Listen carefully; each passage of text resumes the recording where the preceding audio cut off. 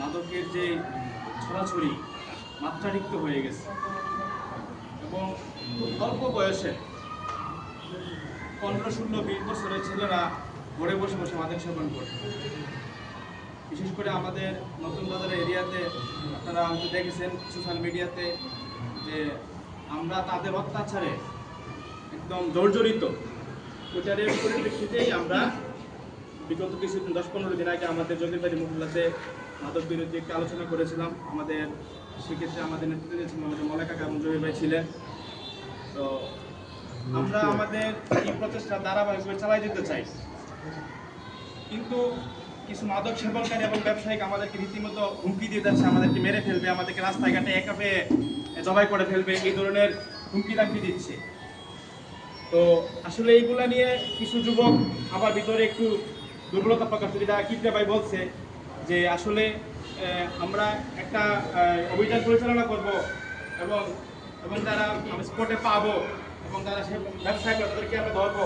এখন যদি এসে বলে আমাদেরকে ফিরিয়ে বা মামলা দিলে আমাদেরকে ধরবো, হুমকি দিবে, তো স্বাভাবিকভাবে কিছু যুবক আবার সেক্ষেত্রে পিছিয়ে যাবে এবং তাদের অভিভাবক যারা আছে মনে করেন আমার ভাই গেছে ওই অভিযানে, আমার কাছে ফোন দিয়ে বলে তোমার ভাইকে বলো না দিতে গেলে কিন্তু মায়েরা ফেলবো। এই বিষয়গুলো যখন আলোচনা হয় তখন আস্তে আস্তে যুবকরা পিছিয়ে যায়। আমি মনে করি আপনারা যারা এই সামনের সারিতে যারা আমাদের প্রতিনিধি আছেন, আপনারা যদি আমাদেরকে সাহস দেন এবং আপনারা যদি আমাদের পাশে থাকেন, তাহলে ইনশাল্লাহ তাদের এই হুমকি দামকে আমাদের কিছু কানে আসবে না।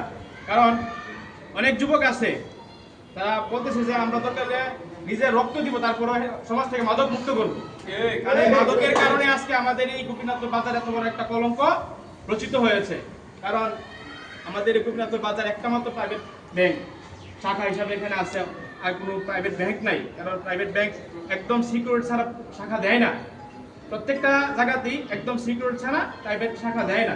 এইমাত্র একটা এখানে উত্তর ব্যাংক আছে, যদি এটাতে যদি আমরা ওই ধরনের সিকিউরিটি না দিতে পারি তাহলে ব্যাংকটাও আস্তে এখান থেকে চলে যাবে, অন্যান্য শাখা যে আসবে আমরা প্রত্যাশা করতে পারি না।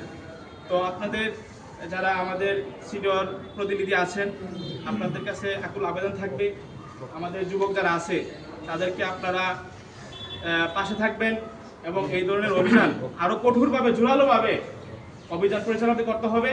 সেক্ষেত্রে 1 নং 2 নং ওয়ার্ড বুঝি না, আপনারা সকলে একসাথে হয়ে আমাদের প্রত্যেকটা পাড়া মহল্লাতে যারা যারা সেবন করে এবং ব্যবসা করে তাদেরকে আরো কঠিনভাবে অভিযান পরিচালনা করতে হবে।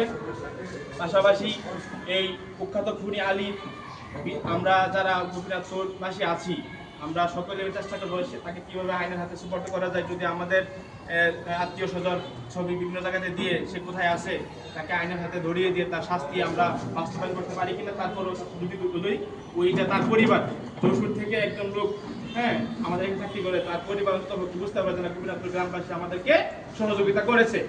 তো যাই হোক, আমি মনে করি যদি আমরা এই যুবক সমাজকে বাঁচাতে চাই, একমাত্র প্রথম পদক্ষেপ হচ্ছে আপনার মাদক নির্মূল করা।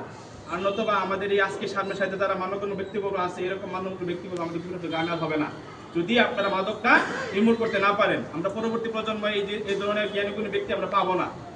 তো আপনাদের কাছে আকুল আবেদন থাকবে, আপনারা সকলে মিলে সকল ভেদাভেদ বলে সকল ধরনের কাপড়তা দূর করে মাদকের বিরুদ্ধে কঠিনভাবে আপনারা আমাদেরকে সহযোগিতা করেন। আমরা যুবক যারা আছি আপনাদের পাশে সব সময় থাকবো ইনশাআল্লাহ। সেই বলে আমি আমার বক্তব্য শেষ করছি। আসসালামু আলাইকুম।